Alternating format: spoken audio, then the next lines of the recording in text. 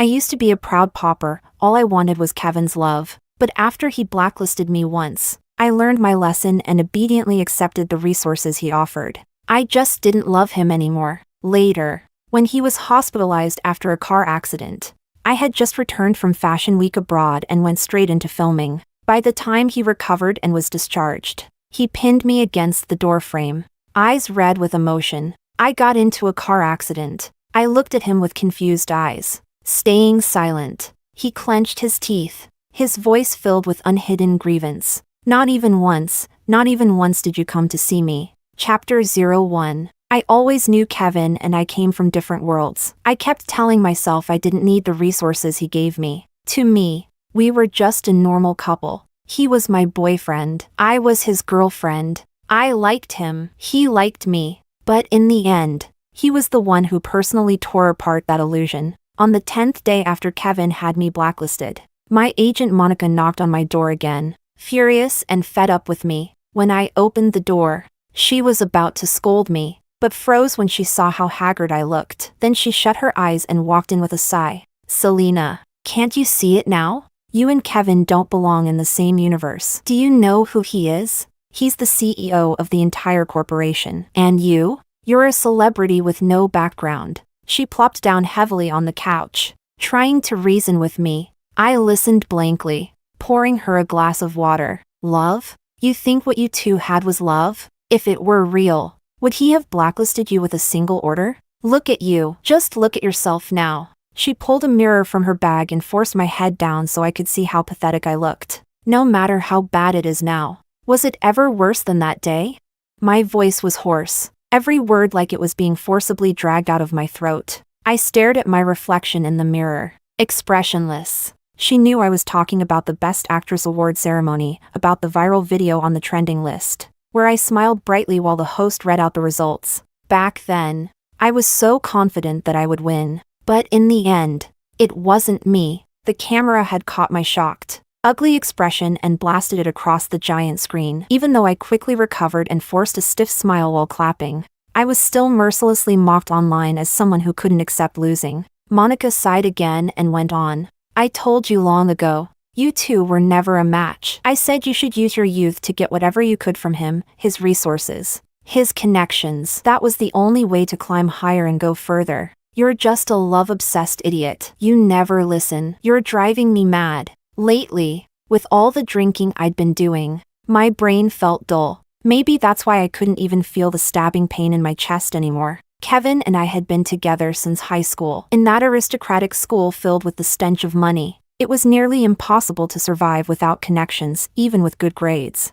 But Kevin had carved out a space for me. Back then, at dusk, he'd sit beside me, lazily playing with my hair while I lowered my head to take notes. Then he suddenly leaned closer, his eyes burning, his smile dazzling. Top student, ever thought about falling in love?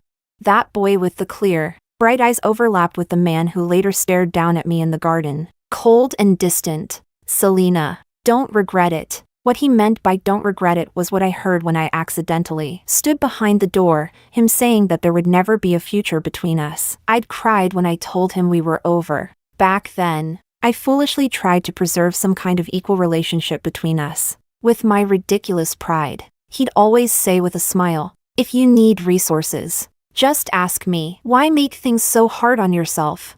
I used to hug him tightly, burying my face in his chest and poking him in protest. No way. I want to earn it on my own. That way, no one will think I'm with you for impure reasons. He would always sigh and pat my head helplessly. Now, I laughed. Tears dropped and splattered on the floor. To hell with love.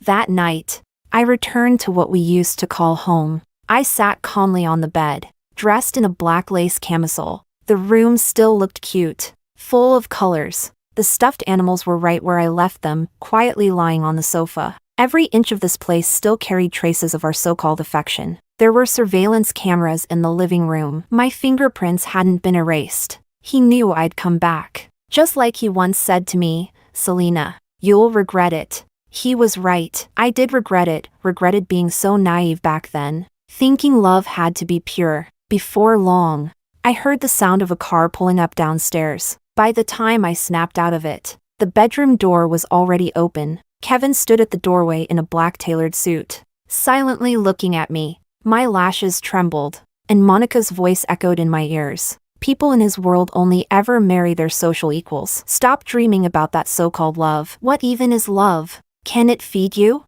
Can it spend money for you? He never intended to marry you. You silly girl, wake up. I bit my lip and walked toward him barefoot, stopping in front of him. I reached up to unbutton his suit jacket. He didn't say a word, didn't stop me, just lowered his gaze and watched. Whenever we used to fight, I'd wait for him to come home and cling to him, swaying in his arms. Don't be mad anymore, okay? He was a head taller than me. I stood on my toes, struggling to take off his jacket. Then I started undoing his shirt buttons, one by one. His strong chest and defined abs were soon exposed. I looked up and met his eyes, burning with desire. I gently brushed my lips against his bare chest, then reached for his belt. His breath hitched. My body suddenly lifted. He scooped me up and gently laid me on the bed, pressing over me. He kissed my forehead and whispered in a husky voice, "No, you were wrong?" I lowered my gaze, hiding the emotions in my eyes, and softly replied, Maybe it was that obedient tone of mine that pleased him. He grabbed my hand and placed it on his belt. Feeling the cold metal, he bit my earlobe and whispered, his Adam's apple rolling, "Undo it." Chapter 02. Once everything calmed down, I lay there listening to the man's steady breathing beside me. Eyes open, I stared at the dark ceiling, then gently moved his arm off me. Finally, I shut my eyes tight. My first job after returning was an S+ level historical fantasy mega production. I sat in the RV, reading the script. I couldn't help but think, what was I being so proud about before? Back then, I always refused to please Kevin, refused to ask him for resources. Even in my rookie days, with no connections, bouncing between sets just to land tiny roles, I never thought of asking him for help. I fantasized that maybe, one day, if I had a breakout drama and rose to stardom, his family would finally see me differently. But I'd forgotten, people from wealthy families will always see me as just an actress. No matter how famous, I'd still just be a performer in their eyes. I was just a broke girl pretending to be noble. The first snow of the year came early in North City. I sat under the set tent, hugging a hand warmer, going over the script. Suddenly, Monica gasped, "Selena, look over there." I looked in the direction she pointed. Kevin, in a black overcoat, was walking toward me through the snow. The moment I saw him, I buried the indifference in my eyes and replaced it with a look of joy. I stood and ran to him. He opened his arms and hugged me tightly, smiling. I looked up, voice soft and sweet. "Didn't you say you wouldn't be back until tomorrow?"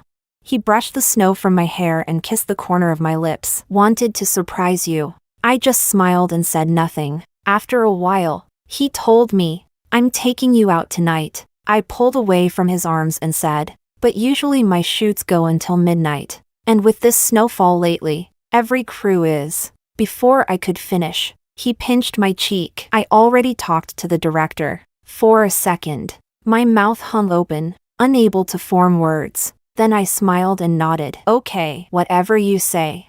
That night, we went to a private room. Everyone there looked familiar, people I'd met in high school, childhood friends who grew up with Kevin. Back then, I had tried everything to earn their approval, desperately hoping they'd accept me. Now, I just sat quietly by Kevin's side. I didn't bother reacting to the subtle looks they exchanged. Soon, the star of the evening arrived. A woman in a long, red custom gown walked into the room. It was Lily, the one they always called Kevin's future wife. She had gone abroad for university. She gave me a brief glance, then sat down right next to Kevin. A guy joked, "Wow, you went overseas and came back even prettier." That broke the ice, and the chatter began. Lily giggled and replied, "Oh, stop it. Don't tease me." Then she turned her head and playfully asked Kevin, "Is that true, Kevin?"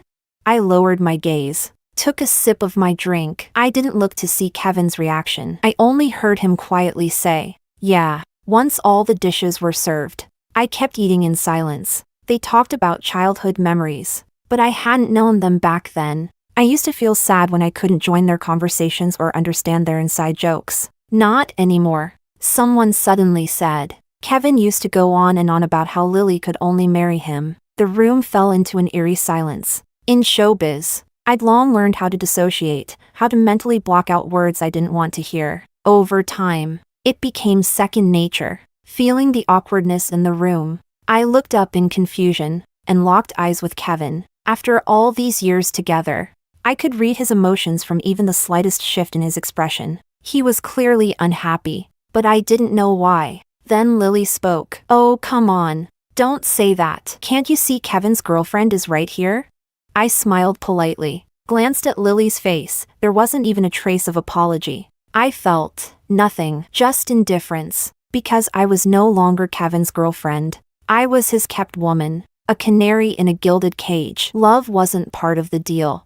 Back at the villa that night, Kevin had been drinking. A faint scent of alcohol clung to him. That night, he was rough, unusually so. His fox-like eyes were burning with fury. I didn't know what he was angry about. At first, I tried to match his rhythm, raising my body to meet his. But eventually, I broke down, crying and begging him to stop. Chapter 03. In the days that followed, I sent Kevin a few WeChat messages. He never replied, so I stopped bothering. I focused on filming since the set was far from home. I stayed in a hotel. One day, I was crouched on the ground shaping a snowman when Monica came running over in her long down coat. Totally ignoring her image, phone in hand, she shoved it toward me. The top trending headline read, "A perfect match in the world of the elite." She tapped in. The first thing I saw was a photo of a woman clinging to a man's arm. The background was luxurious, clearly from some high society gala.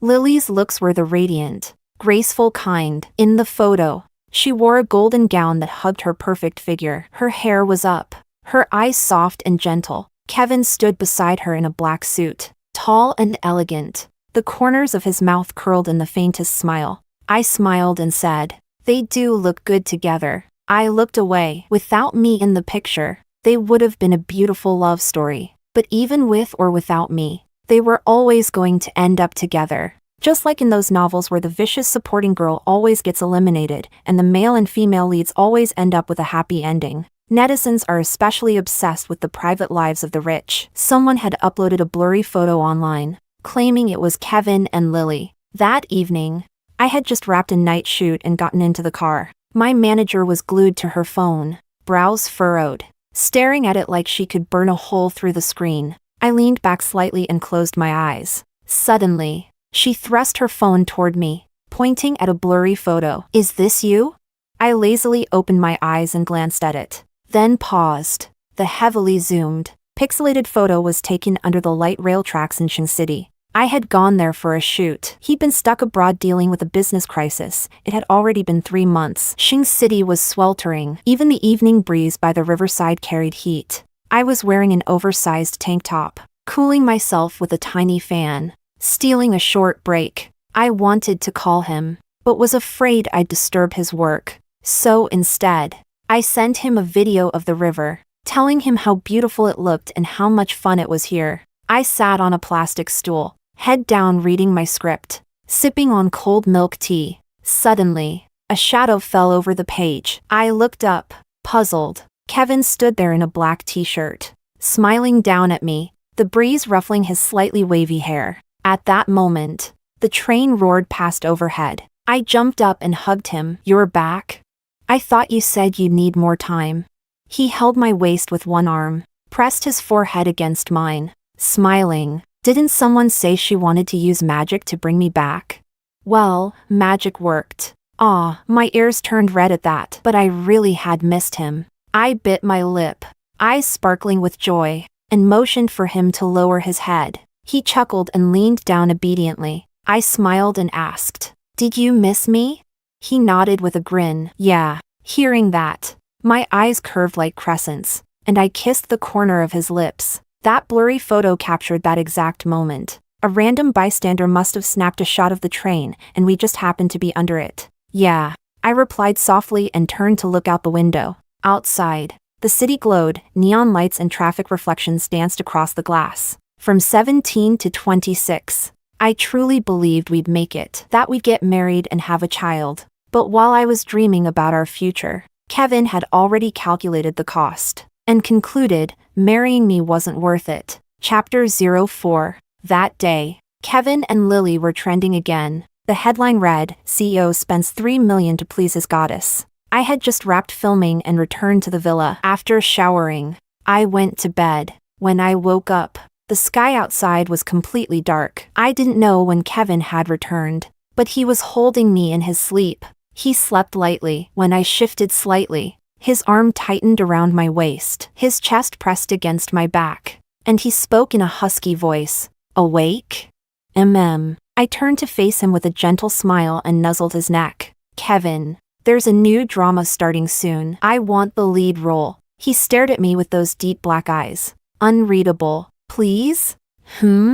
I clung to his lean waist, eyes wide with hope as I looked up at him. Suddenly, he flipped over and pinned me beneath him, staring with a faint smirk. I hesitated, then hooked my arms around his neck and leaned toward his lips. Just about to kiss him, he abruptly sat up, face cold, grabbed his coat, and walked out. Stunned, I sat up and ran after him barefoot, hugging him from behind. What's wrong? Why are you suddenly so mad?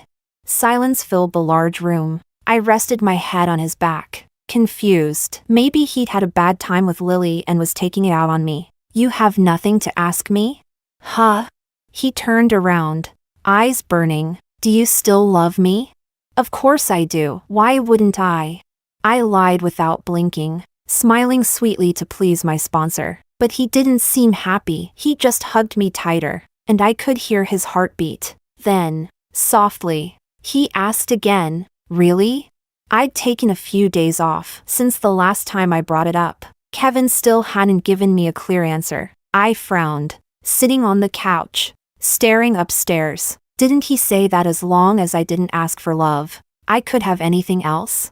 And yet, he wouldn't even give me one female lead role, let alone anything more. If he got engaged to Lily in the future, I'd truly be left with nothing. My eyes shifted. Suddenly, I thought of the blurry photo my agent had shown me last time. Whether the shadowy figure in it was Lily, random netizens might not know, but people close to her would. Hey sis, can you help me with something? I grinned and held out my phone to my agent. Don't worry, nothing bad's going to happen. In this industry, I've seen so many couples who once seemed enviable, madly in love on and off camera, only to get torn apart by fame and ambition. Maybe I've finally graduated from the course called growing up. So when Kevin's mother blocked me in the dressing room, I wasn't surprised. Unlike my startled agent and assistant, I simply smiled and waved them out. The elegantly dressed socialite matriarch gave me a once-over and ordered her bodyguard to wait outside. Selena? She called my name with clear disdain as she sat down. Impressive moves. Even I fell for them. I smiled politely. Auntie, I'm afraid I don't understand what you mean. Humph. She sneered, then threw a photo on the table. This woman, isn't that you? You were the one who made sure I'd see it, weren't you? She tapped her ringed finger on the table. Since you called me here, let's get to it. What's your price? Her sharp eyes narrowed. The price for leaving my son, knowing when to stop. I parted my lips slightly and said softly, I want every top-tier resource that can push me to A-list. The room fell silent. She stared coldly, smiling without warmth. You really believe I couldn't erase Selena from the industry by tomorrow? I do, I replied, lips painted in red, smiling. But Kevin wouldn't. He likes me. We've been together since we were 17. No matter what happens, he'd never leave me stranded. Her expression darkened. After a moment, she said coldly, I'll agree, but only if you do something for me in return. I replied without hesitation. All right. You don't even want to know what it is? I tilted my head. Isn't it to help you get Kevin and Lily together? She looked surprised at how quickly I said it, then chuckled. It's refreshing to talk to someone smart. She picked up her handbag with elegance. I'll wait for good news. The Fashion Week flight the day after tomorrow won't wait. I curved my lips. Safe travels, madam. Compared to a woman who only wants love, A woman who wants power and benefits is much more reassuring to someone like her. Chapter 05. Maybe even fate was on my side, because today, Kevin's long-lost brother-like friend returned from overseas. Sam, the one who had chased a girl all the way abroad, then stayed to finish his master's and PhD, was finally back. By the time I arrived, most of the guests had already left. Kevin was lying on the sofa, eyes half shut, cheeks slightly flushed from drinking. Sam stood by the floor-to-ceiling window, speaking on the phone. "Yeah, it's almost done. I'll be home soon." From the sound of it, things had gone well for him. When he hung up and turned around, he adjusted his rimless glasses and smiled. "Long time no see, sis-in-law." I walked over to Kevin and smiled lightly. "Long time indeed. Are you planning to settle back here?" "Yeah, my parents haven't been doing too well these past few years. It's easier to take care of them here." Then he added, "Don't blame Kevin, he only drank a little because I just got back." Back then, I used to hate it when Kevin drank. Every time he did, I got mad. Eventually, he just stopped drinking altogether. Judging by Sam's tone, he had no idea what had happened between us. But after tonight, he would. He helped me carry Kevin out. I smiled. It's normal for old friends to drink after such a long time. "Oh right, doesn't he have a private suite here? Better move him there. I'm afraid he might get sick and throw up in the car." This 5-star hotel belonged to Kevin's company. He had his own reserved suite here. All right. We finally got Kevin into bed. I smiled and thanked Sam. After he left, I came back and sat on the edge of the bed, silently looking at Kevin as he lay there. Outside the huge glass window, the city lights flickered in the darkness. The room was quiet. All I could hear was Kevin's steady breathing. His eyes were tightly shut, hair tousled against his forehead. He looked unusually gentle in sleep. I lowered my eyes and smiled faintly. I wonder, what would the 17-year-old Selena and Kevin think if they saw us now? Silence answered me. Still, I kept talking to myself. They'd probably be devastated. After all, I slowly panned the camera to his sleeping face. It really did seem like we loved each other once. But Kevin, remember, you're the one who gave up on us first. Everything I'm doing now is just to make sure those 9 years of my youth don't look like a joke. I stood up to leave, but just as I turned, Kevin stirred and murmured my name, uneasy in his sleep. "Selena." I looked at him coldly, then reached for the matching couple ring we'd bought in college, slipped it off, and tossed it into the trash can. I walked toward the door. My hand paused briefly on the handle, then I flung it open. Outside stood Lily, wearing the smile of someone who thinks they've won. Her makeup was flawless, and her lips curled smugly. "Selena, didn't I tell you? You two were never going to make it." Back in high school, when she found out I was dating Kevin, she hadn't gotten angry. Instead, she just looked down at me with utter disdain and certainty. "Selena, you guys will never last." Teenage love burns bright and recklessly. I never took her words to heart back then. But now, I had to admit, Lily was right. In our youth, the gap between social classes hadn't felt so visible. But once you enter society, once you see those towering skyscrapers rising before you, the dizziness fades into one thing: desire. Desire for money, power, desire to climb to the top of the pyramid, to look down on the world. "Congrats in advance. Wishing you a long and happy marriage," I said lightly, stepping aside. She walked past me into the room, smiling sweetly as she passed. "Thanks, and don't worry, you're not invited to the wedding." I left. The business car was already waiting outside. That night, at dawn, I boarded a flight abroad. Chapter 06. The next day, the hashtag Elite Marriage Alliance shot up the trending list. Clicking into it, the top posts were either Kevin's company's official congratulations or statements from Lily's family conglomerate. Immediately after came another trending tag, hashtag see you in car crash. But that one was quickly taken down. By the 4th day, Kevin was recovering well. Dozens of people had already visited the hospital room. Gifts and flower arrangements came in batches and were cleared out in waves. Lying silently in bed with a pale face, he occasionally glanced at his phone, notification after notification flashing with the latest entertainment news about Selena. Sometimes, he'd look toward the door, but the person he was waiting for never came. Sam sat quietly in the chair nearby, sighing subtly. After texting his wife that he'd be home late, he slipped his phone into his pocket. He still clearly remembered that night, how stunned he was when Kevin called him to rush to the hotel. How both families were there, busy discussing engagement plans. How it was Lily, not Selena, lying in Kevin's suite with tear-filled eyes. He froze for a moment, but quickly understood. Selena had personally arranged for Lily to end up in Kevin's bed. Even Sam could guess that much, let alone Kevin. What he couldn't figure out was why. From what he remembered, Kevin and Selena had truly loved each other. The way they looked at one another was full of genuine feeling. How had it all collapsed like this?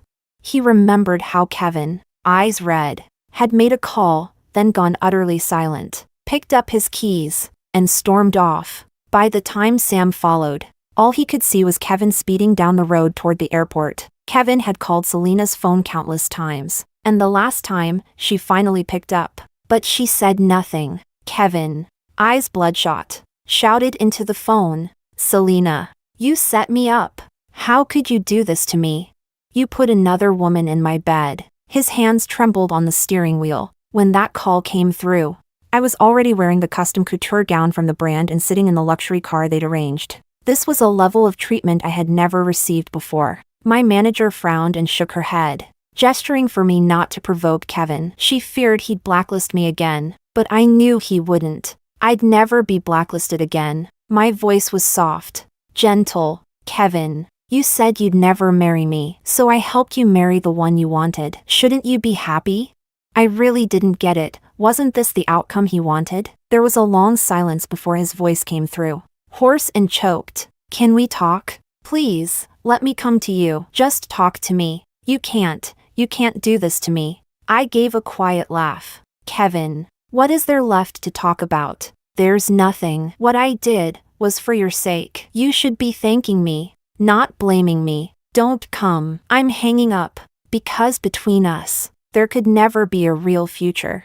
The moment Kevin slammed into the guardrail, his mind flashed through countless memories, and at the very end, he saw their first meeting. That time Selena had been tricked into the equipment room, locked in from the outside. Kevin had been in the back of the room and heard the door slam shut. Annoyed, he pulled out his phone to message someone to come unlock it. Then he saw her. Selena didn't cry or panic. She just found a spot near the window where some light filtered through. Calmly, she sat down and pulled out a vocabulary book from her pocket to study. Kevin had been watching her with crossed arms, thinking she was oddly composed until a rustling sound startled him. Looking down, his soul nearly left his body. A few dark rats were sniffing their way toward him. Selena looked up at the noise, her eyes dewy and puzzled. She clearly didn't expect anyone else to be there. He panicked, but then heard her softly say, "Don't be scared, just be careful. They bite." Kevin had thought she was joking, but looking at her serious face,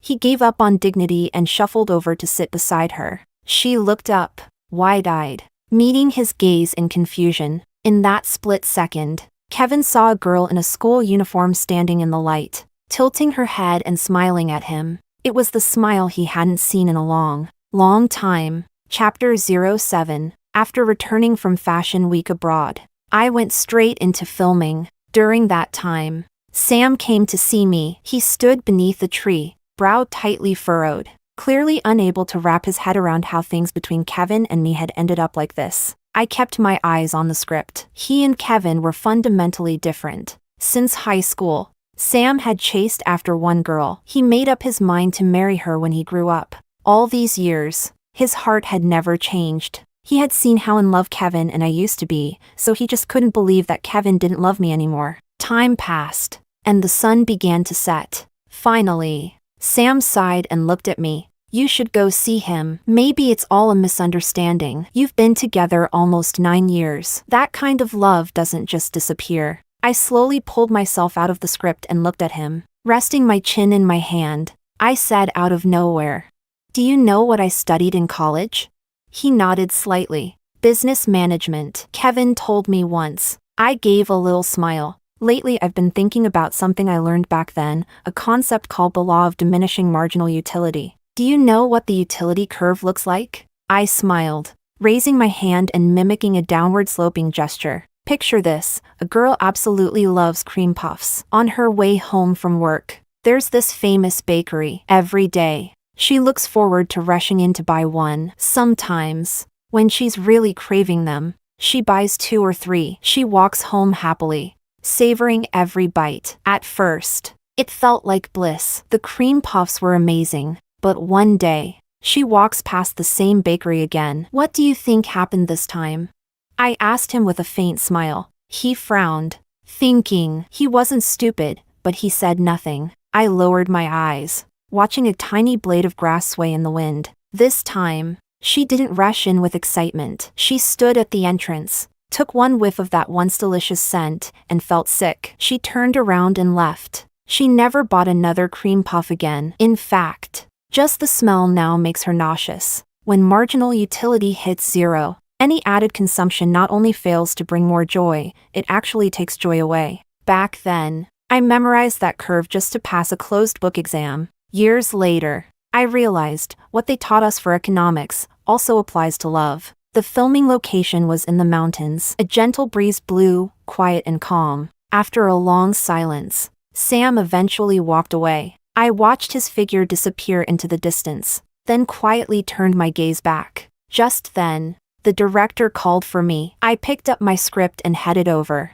Maybe it was coincidence, maybe not, but the shoot was happening at Cheong Mountain. The first time I filmed here, I was just an anonymous extra playing a handmaid accompanying the female lead to pray at a temple. Now I was the lead. The entire show rested on my shoulders. After a take where the wind kicked up dust and dirt, I turned slightly, and in the haze, Kevin was there, wearing a white shirt. Just having come from work, he smiled and poked at the fake bruises on my face. "Hey, don't mess up your battle makeup. The director will scold you." He squinted his eyes and smirked. "If he doesn't pick you as the female lead with acting like that, he's got no taste." I quickly slapped a hand over his mouth, eyes wide. "Are you trying to get me killed?"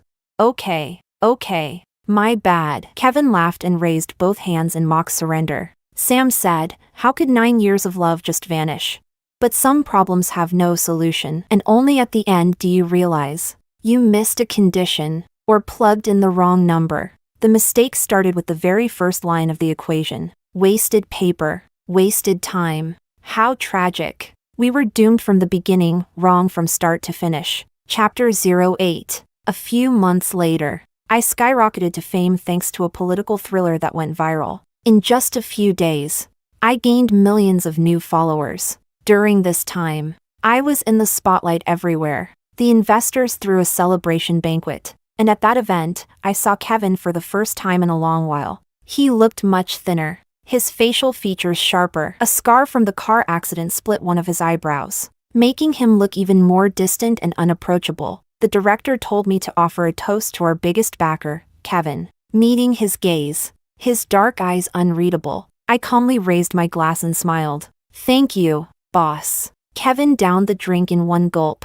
Eyes locked on me. The atmosphere shifted instantly. Everyone at the table was a shark in their own right, and I could feel their eyes flicking between us. But I didn't care what they thought. No matter what they assumed, it could only benefit me. Being tied to the company's name now, only a fool would object. Later, I excused myself to touch up my makeup. When I came out, Kevin, not at all gentle, pulled me into a private room. He backed me against the doorframe, eyes red. "Selena, I got into a car accident." I looked at him, puzzled, and said nothing. His jaw tightened, eyes full of unhidden grievance. "You never, not even once, came to see me." Hearing that, I reached up and gently touched the scar on his brow, then met his gaze with a smile. "But at the hospital, you had your parents, and your fiancé. What was I supposed to do there?"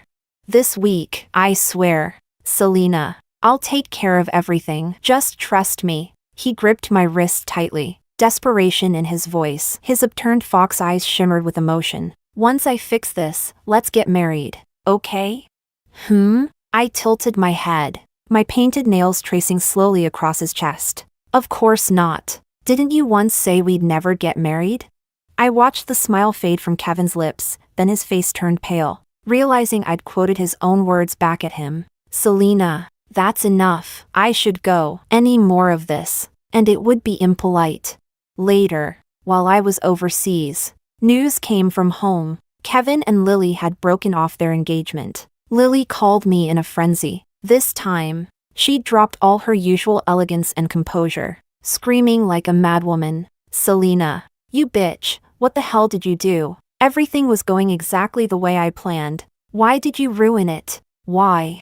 I held the phone away from my ear, answering in an innocent tone, "Miss Lily, why are you yelling at me? It's not like I was the one engaged to you. I'm abroad. What could I possibly have done? You're losing your mind and blaming the wrong person. It was you. It could only have been you. Our alliance had nothing but benefits. He never would have broken it off if it weren't for you." Her voice turned venomous. "You're not playing fair, Selena." I laughed. "Miss Lily, did we ever make a deal? Did I promise you anything?"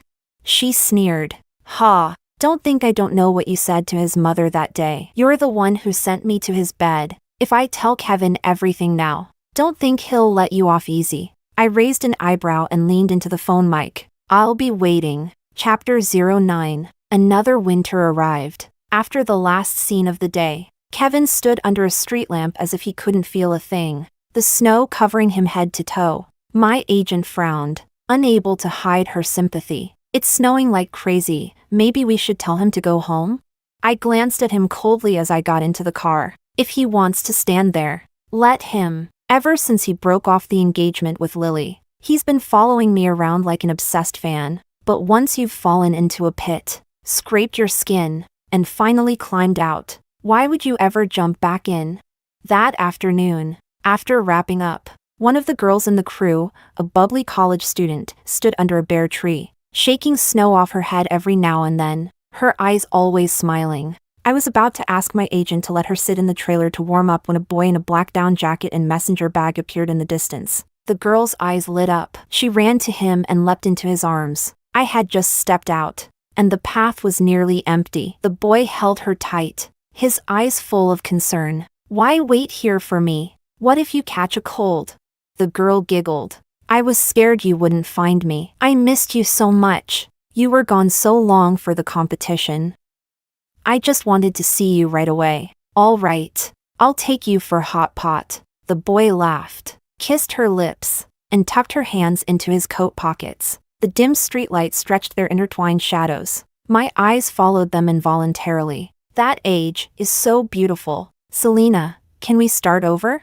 Kevin's voice came from behind me. It was hoarse, with a trace of a cold. His eyes were red. I looked up at the starless sky and blinked slowly. "I hope this is the last time I have to say it. Don't come back. I really don't love you anymore. All my feelings for you died that night. In the 10 days after you blacklisted me, wrapped in my coat." I stared at him, expressionless, as I stated a fact. Kevin's lips were pale. His eyes turned misty as he looked longingly at the couple disappearing down the road. "We used to be like them too. I'm sorry, Selena." He forced a smile, took a few deep breaths of icy air, and shook his head bitterly. "I think I forgot. The reason I first joined the company was for our future. I fought to gain control of the family business. Even if my parents opposed us, it wouldn't matter. I was always going to marry you. That was my belief when I was 20. But somewhere along the way, I don't know what happened. Sitting in that position, I started to think marrying you wouldn't bring me any benefit. I told myself I should marry someone from a proper family, someone who could elevate the company. Then one day, I realized you didn't love me anymore. You said you did, just to keep me happy, but your eyes no longer sparkled. But how could you not love me, Selena?" His voice cracked into a laugh as a single tear slid down his cheek. "How could we ever stop loving each other?"